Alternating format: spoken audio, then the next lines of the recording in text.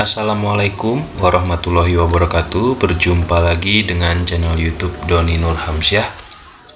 Bagaimana kabarnya sahabat semuanya? Semoga selalu dalam keadaan baik dan selalu dalam lindungan Allah Subhanahu wa Ta'ala. Amin ya Robbal Alamin.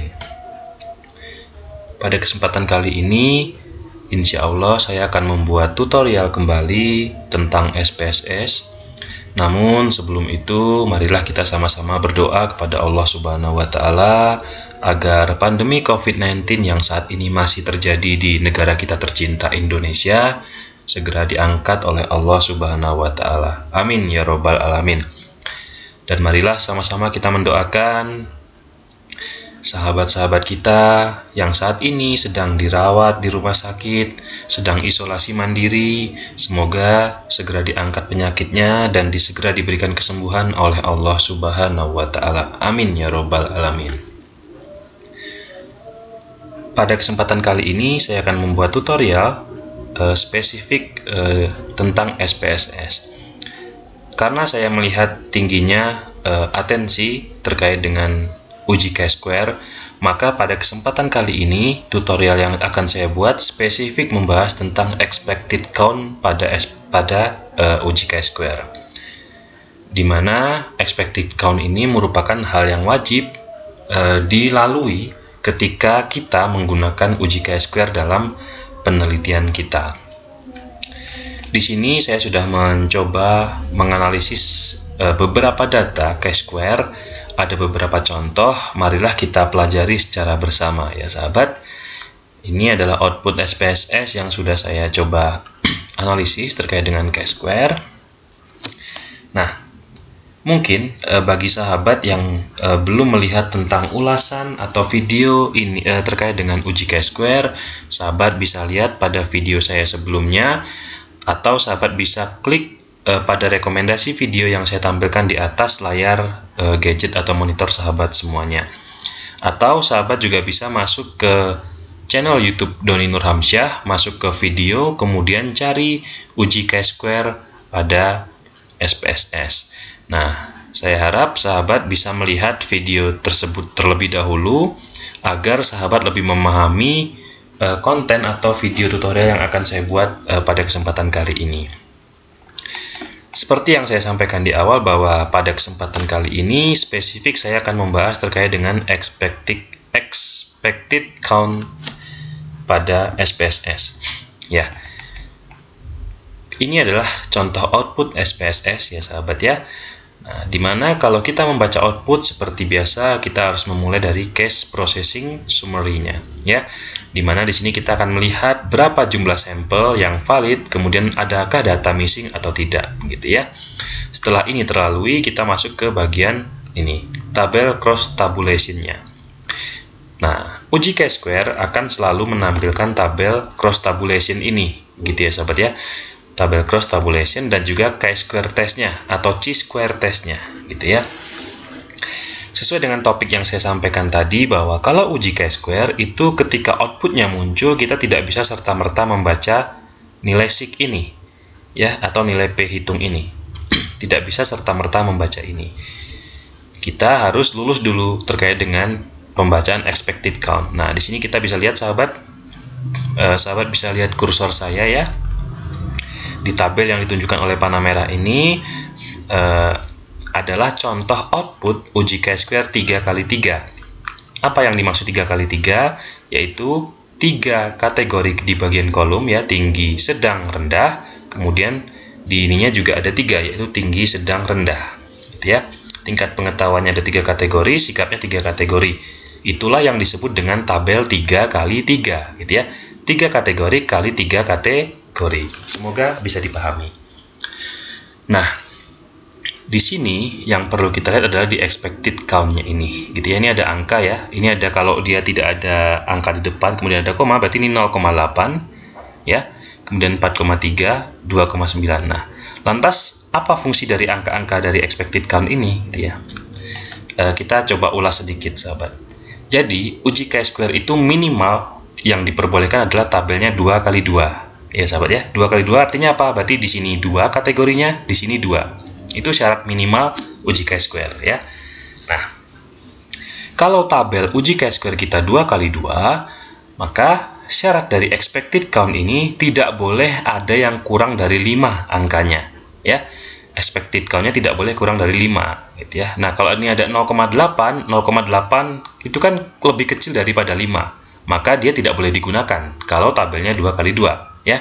Nah, sekarang langsung kita operasionalkan pada tabel berikut ya, sahabat ya. Ini ada 3 kali 3, ya. Tinggi sedang rendah itu 3, tinggi sedang rendah itu 3. Nah, lantas bagaimana jika tabel yang lebih daripada 2 kali 2, contohnya 2 kali 3, 3 kali 3, seperti contoh ini gitu ya, 3 kali 4, dan seterusnya, dan seterusnya. Untuk tabel uji chi-square yang lebih dari 2 kali 2, syaratnya adalah nilai expected count ini boleh kurang dari 5, tapi maksimal 20%. Ya, di highlight sahabat ya. Jadi, untuk uji chi-square dengan tabel lebih dari 2 kali 2, ya, nilai expected count ini boleh kurang dari 5 angkanya. Namun, syaratnya tidak boleh lebih dari 20%, ya. Sebagai contoh di sini, kalau tabelnya 3 kali 3, maka kalau 3 kali 3 itu berapa, sahabat? 9, ya.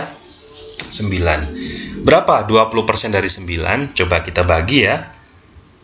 20. Maka kalau coba kita bagi ya, 20% dari 9 itu adalah 1,8. Biasanya kalau matematika, pembulatan itu kan dia mendekati ya. Kalau udah 1,8 kita bulatinya ke 2. Karena di sini kita pembulatannya lebih ke bawah ya. Karena 20% dari 9 tadi adalah 1,8, maka kita bisa simpulkan bahwa dia adalah 1. Ya. Artinya, ketika tabel chi-square-nya 3 kali 3, maka yang diperbolehkan nilai expected count kurang dari 5 hanya 1 tabel. Ya sahabat ya, hanya 1 tabel. Nah, kita lihat di sini. Ada berapa tabel yang kurang dari 5? Coba ya kita identifikasi. Ini kurang 0,8 kurang ya, 4,3 juga kurang dari 5, 2,9 kurang dari 5, ini udah 3 ya. 0,7 kurang dari 5, udah 4 tabel ya, udah 4 kotak gitu ya. 3,7, 5 kotak, 2,6, 6 kotak, 1,5, 7 kotak.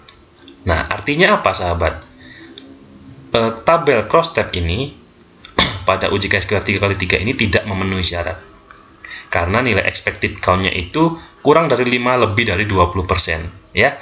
Sehingga nilai sig di sini tidak bisa kita gunakan, ya. Yang 0,367 ini tidak bisa kita gunakan.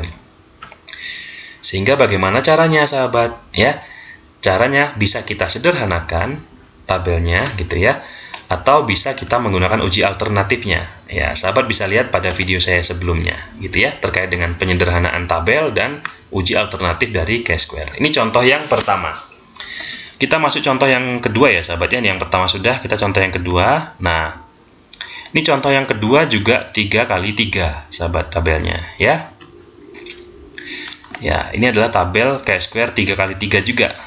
Sekarang adalah variabelnya perilaku memakai masker dikorelasikan dengan atau dikomparasikan dengan hasil rapid test ya.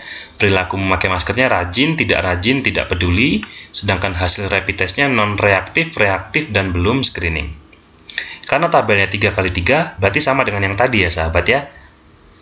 Boleh nilai expected count-nya kurang dari 5, tapi maksimal hanya 1 kotak. Kita coba lihat ya. Ini 6,2 lebih besar ya dari 5, 8,2 juga, 8,5 juga. Perhatikan kursor saya ya sahabat ya. 7,6 juga, 10,0 apalagi ya. 10,4 juga lebih besar, 5,2 lebih besar daripada 5, 6,8 lebih besar daripada 5, 7,1 lebih besar daripada 5. Artinya apa? Tabel cross tabulation ini ya, cross tabulation antara perilaku memakai masker dan hasil rapid test ini memenuhi syarat.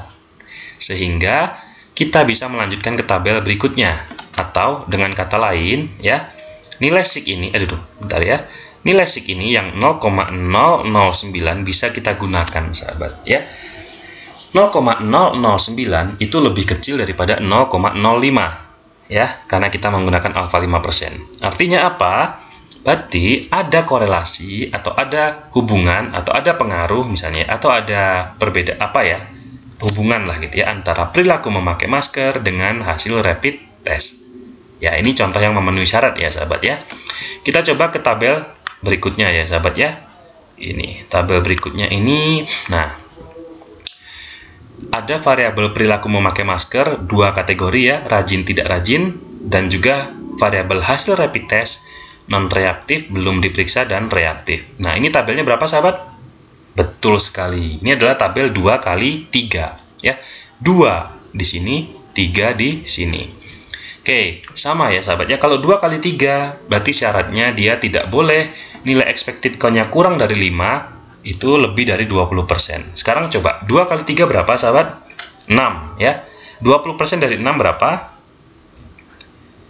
Ya, 20% dari 6 itu adalah 1,2. Artinya kita bulatkannya ke bawah ya sahabat ya, jadi 1. Artinya dari tabel 2 kali 3 ini nilai expected count-nya boleh kurang dari 5, maksimal 1 kotak ya di sini ya, maksimal 1 kotak. Sekarang coba kita identifikasi ya sahabat ya. Ini 7,5 lebih besar, lolos. 3,2, nah ini lebih kecil ya, 1 kotak, kita tandai dulu. Kemudian 5,3 besar, oke bisa. 6,5 lolos. Nah, 2,8 tidak lolos, 2 kotak tidak lolos. 4,7 sama, lebih kecil daripada 5, tidak lolos, ada 3 kotak. Padahal kalau tabel 2 kali 3, 20%-nya adalah tadi 1,2 atau 1 kotak. Karena ini dia ada 3 kotak, maka cross tabulation ini tidak bisa atau tidak lulus uji gitu ya. Jadi kita bisa sederhanakan atau kita bisa gunakan alternatifnya. Meskipun di sini kalau kita lihat ya, sebentar. Kalau kita lihat nilai sig-nya itu 0,003 ya, berhubungan ya atau ada korelasi, namun ini tidak bermakna. Tidak bisa digunakan sebagai interpretasi hasil karena dari sini cross tabulation-nya dia tidak lolos. Begitu ya sahabat ya. Bisa dipahami ya sahabat ya. Oke. Contoh berikutnya. Contoh terakhir adalah tabel 2 kali 2. Perilaku memakai masker ada yang rajin tidak rajin, kemudian hasil rapid testnya adalah non-reaktif dan reaktif. Nah, ini yang disebut dengan tabel 2 kali 2. Kalau tabel 2 kali 2, tadi saya sampaikan di awal bahwa tidak boleh tabel atau ini nilai expected count-nya kurang dari 5. Ya sahabat ya, tidak boleh kalau 2 kali 2. Sekarang kita cek. Expected count-nya 10,1 lebih besar daripada 5. 8,9 lebih besar daripada 5 ya. 5,9 juga lebih besar daripada 5. 5,1 juga lebih besar daripada 5. Artinya apa sahabat? Ya, benar sekali. Tabel ini atau cross tabulation ini lolos. Bisa kita gunakan sehingga kita bisa melanjutkan ujinya atau melanjutkan interpretasinya ya ke nilai sig ini ya. Didapatkan nilai sig-nya 0,000 ya, 0,000 itu lebih kecil daripada 0,05. Artinya terdapat hubungan atau H0 ditolak ya. H0 ditolak. Jadi artinya dia ada hubungan antara perilaku memakai masker dan juga terhadap hasil rapid test. Gitu ya sahabat ya. Bisa dipahami sahabat dengan 4 contoh ini? Semoga bisa. Jadi ini saya buatkan secara khusus untuk sahabat semuanya agar lebih memahami apa yang dimaksud dengan expected count pada SPSS. Semoga video yang singkat ini bisa dipahami oleh sahabat semuanya dan mudah-mudahan bermanfaat videonya untuk sahabat sekalian. Mungkin sekian tutorial pada kesempatan hari ini, kurang lebihnya mohon maaf. Terima kasih bagi sahabat yang sudah setia menonton video-video pada channel YouTube Doni Nurhamsyah. Terima kasih juga yang sudah like, komen, dan juga subscribe. Mudah-mudahan video-video pada channel YouTube Doni Nurhamsyah bisa bermanfaat. Dan saya persilahkan kepada sahabat sekalian untuk share video-video yang ada di channel YouTube Doni Nurhamsyah. Mudah-mudahan dengan men-share, barangkali ada yang membutuhkan, bisa membantu, sedikit membantu. Baiklah, sekian, kurang lebihnya mohon maaf. Wabillahi taufiq wal hidayah. Wassalamualaikum warahmatullahi wabarakatuh.